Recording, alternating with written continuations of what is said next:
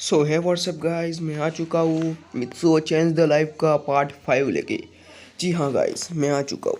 और अभी तक आपने हमारे इस चैनल को सपोर्ट नहीं किया है, सब्सक्राइब नहीं किया है, तो क्या करें, सब्सक्राइब कीजिए। आप मेरे 100 सब्सक्राइबर कंप्लीट करवा दीजिए। फिर मेरी एग्ज़ाम ख़त्म होने के बाद मैं परमैन की औसम वीडियो लेके आऊँगा, जिसका नाम होगा परमैन एंड कोरोना वायरस की बहुत ही ज़्यादा कॉमेडी वीडियो। मतलब कि वो बहुत ही ज़्यादा कॉमेडी वीडियो होगी, इतनी ज़्यादा कॉमेडी वीडियो होगी कि आपको रात में भी हंसी आएगी। मतलब कि रात में भी आपको वो कॉमेडी याद आएगी। सो प्लीज़ आप मेरे इस चैनल को सपोर्ट कीजिए। और कार्टून वर्ड नाम की चैनल का भी लिंक मैंने डिस्क्रिप्शन बॉक्स में दे दिया है, जो कि मेरी सेकंड चैनल है। उस चैनल को भी जाके सपोर्ट कीजिए। सो व्हाट्सअप गाइस, मैं स्टार्ट करता हूँ, ज़्यादा बकवास ना करते हुए वीडियो को स्टार्ट करते हैं। So let's go to intro.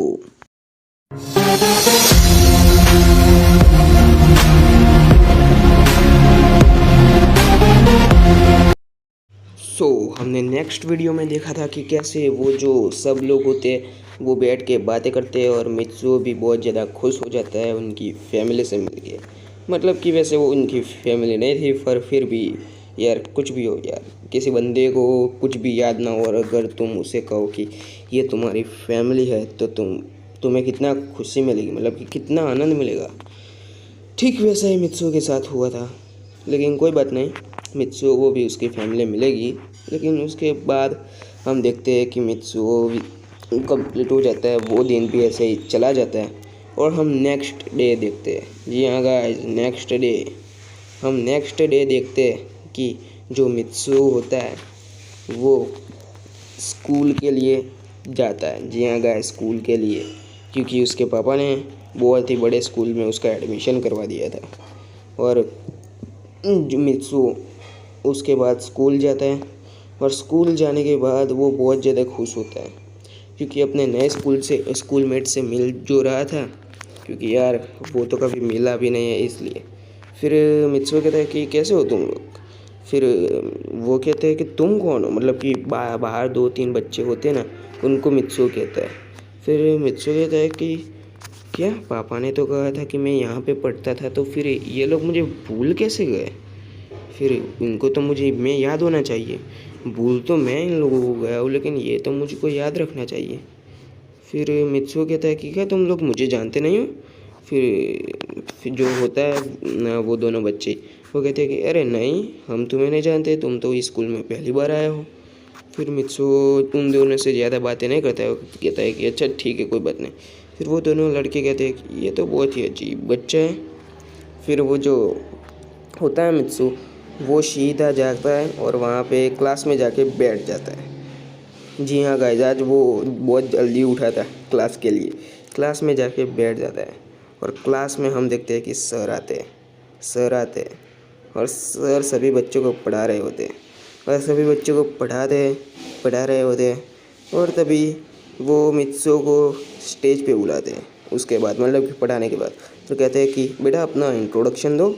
फिर मित्सो कहता है कि अच्छा ठीक है। फिर मित्सो अपना इंट्रोडक्शन देता है, और फिर सर उसे क्लास में मतलब कि बैठा देते हैं, और कहता है कि तुमने आज होमवर्क किया है। फिर मित्सो कहता है कि मुझे नहीं पता कौन सा होमवर्क है। फिर जो सर कहते हैं कि अच्छा ठीक है, कोई बात नहीं, आज तुम्हारा पहला दिन है इसलिए मैं तुम्हें जाने दे रहा हूँ। और ऐसा कह के मित्सो मतलब कि बैठ जाता है। फिर मित्सो सोच रहा होता है कि अरे मैं तो यहाँ पे पहले पढ़ चुका हूँ, पर फिर भी ये लोग मेरे साथ ऐसा बिहेवियर क्यों कर रहे हैं कि जैसे कि मानो कि मैं पहली बार यहाँ पे स्कूल में आ रहा हूँ। फिर मित्सु कहता है कि जाने दो इन सब बातों को, बस ये स्कूल तो बहुत बढ़िया है ना मेरे लिए।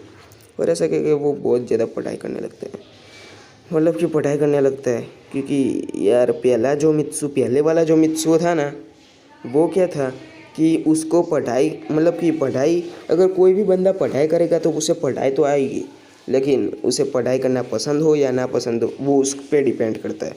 लेकिन उस वाले मित्सों को पढ़ाई करना पसंद नहीं था, और इस वाले मित्सों को पढ़ाई पे रस होने मतलब कि पसंद होने लगता है। पढ़ाई पसंद पड़ती है, मतलब कि उसे बहुत ही अच्छी लगती है पढ़ाई करना। और हम नेक्स्ट सीन में देखते हैं कि जो सुमिरे होती है उसका रो रो के बुरा हाल था। जी हाँ गाइस, उसका रो रो के बुरा हाल था। पाको की रोबोट से वो संभाली नहीं जा रही थी सुमिरे, क्योंकि यार सुमिरे की रोबोट ही सब कुछ कर रही थी। लेकिन सुमिरे के रोबोट पे भी बहुत ही ज़्यादा बुरा असर पड़ता है, क्योंकि यार एक तो मित्सुओ के जाने का गम, क्योंकि यार उसके दिल में भी होगा ना, क्योंकि उसकी फीलिंग भी पाको जैसी है ना। और हमको पता है कि पाको की रोबोट किसी और को पसंद करती नहीं है, और ना ही पाको किसी और को पसंद करती है। इसलिए उन दोनों के अंदर दर्द होगा, और साथ साथ पाको की रोबोट के अंदर तो ज़्यादा, क्योंकि सुमिरे को वो रोता भी, मतलब कि रोता हुआ भी नहीं देख सकती। यहाँ तक कि सुमिरे ने तो 2 बार सुसाइड करने की भी कोशिश की थी, क्योंकि उसे लग रहा था कि मित्सु बिल्कुल भी है ही नहीं, इसलिए वो सुसाइड करने की भी कोशिश कर रही थी। लेकिन एक बार उसकी रोबोट ने और एक बार बर्डमैन ने बचा लिया। जब मित्सुमिरे ओशिनो घर पे सुसाइड करने की कोशिश कर रही थी चाकू लेके, तब मित्सुमिरे की रोबोट ने उसे बचा लिया। और ये सब कुछ बात बर्डमैन को बता दी, और बर्डमैन भी बहुत चिंता में आ गए। और उसके बाद एक बार तो वो खाई से कूदने की कोशिश कर रहे थे, लेकिन उस वक्त उस बर्डमैन ने बचा लिया उसको। और फिर बर्डमैन ने सुमेर के रोबोट को यहाँ तक कह दिया होता है कि मैं इसकी याददाश्त परमानेंट, कि इसके माइंड से परमानेंट की सारी यादें मिटा दूंगा। फिर जो सुमिरे होती है वो सब कुछ सुन लेती है और कहती है कि बर्डमैन, अगर आपने ऐसा किया तो मैं आपको छोड़ूंगी नहीं। आपने मेरे मित्सुओं की यादें मेरे दिमाग से मिटाई तो मैं आपकी जान ले लूँगी। जी हाँ गाइस, वो मित्सुओं के लिए बिल्कुल पागल हो चुकी थी। कि उसको कोई होश ही नहीं था कि वो क्या बोल रही है, किसके सामने बोल रही है, क्या बोल रही है। फिर बर्डमैन कहते हैं कि अच्छा ठीक है, तुम्हें ये सब कुछ ज़्यादा नहीं सोचना चाहिए, तुम्हें अपनी एक्टिंग करियर पे ध्यान देना चाहिए। जी हाँ गाइस, वो अपनी एक्टिंग करियर पे भी ठीक से ध्यान नहीं दे पा रही होती है, क्योंकि वो बहुत ही ज़्यादा मित्सुओं के लिए फ्रस्ट्रेटेड, कि बहुत ज़्यादा परेशान हो जाती है मित्सुओं के लिए। बहुत ही ज़्यादा वो बहुत ज़्यादा फ्रस्ट्रेट हो जाती है। और फिर जो पाको की रोबोट होती है ना, वो भी अपने एक्टिंग करियर पे ठीक से काम नहीं कर पाती है, क्योंकि सुमेरे की रोबोट की उसको चिंता रहती है, सुमेरे के रोबोट को। और एक तो मित्सु के जाने का गम, दोनों क्या कि मिस सुमेरे की रोबोट के सर पे थे, और एक तरफ था मिस सुमेरे का करियर। और इसलिए वजह से वो कि आगे नहीं बढ़ पा रही थी। मिस सुमेरे ओशिनो ने बहुत सारी फिल्में, फिल्म में से उनको उनको फिल्में बनना मिलना बंद हो गई थी, क्योंकि यार उनका करियर थोड़ा थोड़ा धीरे धीरे करके डूब रहा था। लेकिन उन्होंने मिस सुमेरे की रोबोट ने कैसे भी करके पाको का करियर टकाए रखा था, लेकिन यार कहते हैं ना, ज़्यादा देर तक नहीं टिकती कोई भी चीज़। लेकिन फिर भी सुमेर के रोबोट ने उस करियर को टिकाए रखा था। उन्हें कोई फिल्म ही नहीं मिल रही थी उसके बाद।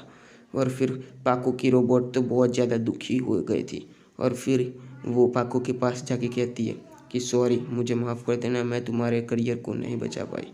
फिर जो पाको होती है ना, वो कहती है कि तुम माफ़ी क्यों मांग रही हो, करियर जाए भाड़ में, मुझे किसी से कोई फ़र्क नहीं पड़ता। अब तुम असली सुमिरे हो, मैं नहीं। असल में मैं अब पाको ही बन के रहूँगी हमेशा। मैं अब सुमिरे कभी नहीं बनूँगी, और मैं यहाँ से जा रही हूँ। ऐसा क्या कि वो वहाँ से जाने लगती है, लेकिन पाको की जो रोबोट होती है ना, वो उसका हाथ पकड़ लेती है और कहती है कि क्या तुम मुझे ऐसे ही छोड़ के चली जाओगी, क्या तुम मुझे अकेला छोड़ के चली जाओगी। कि वो बहुत ज़्यादा इमोशनल हो जाती है, और फिर पाको सुमिरे को गले लगा लेती है और कहती है कि मुझे माफ़ कर देना। फिर जो सुमिरे की रोबोट होती है ना, वो कहती है कि प्लीज़ मत जाओ। फिर सुमिरे की पाको होती है, वो कहती है कि अच्छा ठीक है, मैं नहीं जा रही हूँ, लेकिन प्लीज़ मुझे परेशान मत करो। फिर वो जो पाको होती है ना, वो किसी रूम में जाके बैठ जाती है अकेले, और मित्सुओ के कि वहाँ पे मित्सुओ के फ़ोटोज़ लगे हुए थे। जी हाँ गाइस, वो सुमेरे का कमरा था, और वहाँ पे बहुत सारी फ्रेम लगी हुई थी मित्सुओ की, अलग अलग, कभी परमैन के फॉर्म में तो कभी मित्सुओ के फॉर्म में। जी हाँ गाइस, उसकी फ़ोटोज़ लगी हुई थी। और सुमेरे उस कमरे में जाके अपना दरवाज़ा बंद करके चुपचाप बैठ जाती है। और हम नेक्स्ट सीन में देखते हैं कि जो पायन और बुब्बी होते हैं ना, वो उन लोगों को भी परमैन की बहुत याद आ रही होती है। जी हाँ गाइस, उन लोगों को परमैन की बहुत याद आ रही होती है। वो हर वक्त कि पायन जो होता है ना, वो हर वक्त अपनी ड्यूटी पे या फिर कहीं किसी और बिजनेस काम के लिए जा रहा होता है ना, तो वो हमेशा मित्सु की फ़ोटो देख के ही जाता है। जी हाँ गाइस, वो हमेशा मित्सु की फ़ोटो देख के ही जाता है।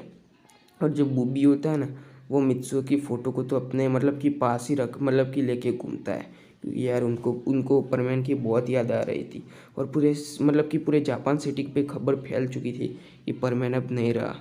जी हाँ गाइस। और जो बर्डमैन होते हैं ना, बर्डमैन, उन्होंने मित्सो के मॉम डैड को भी बता दिया होता है ये सब कुछ कि मित्सो ही परमैन था वो सब कुछ। और वो लोग तो रो रो के भाई बुरा हाल था उनका कि भाई क्या करे यार वो लोग भी कि यार उनका बेटा नहीं रहा। अरे यार आप सोच ही सकते हो किसी के मम्मी पापा को कैसा लगेगा यार। उनका एकलौता बेटा था यार, उनका एकलौता बेटा था और कोई बेटा तो था नहीं दूसरा, इसलिए उनको कैसा लगेगा यार।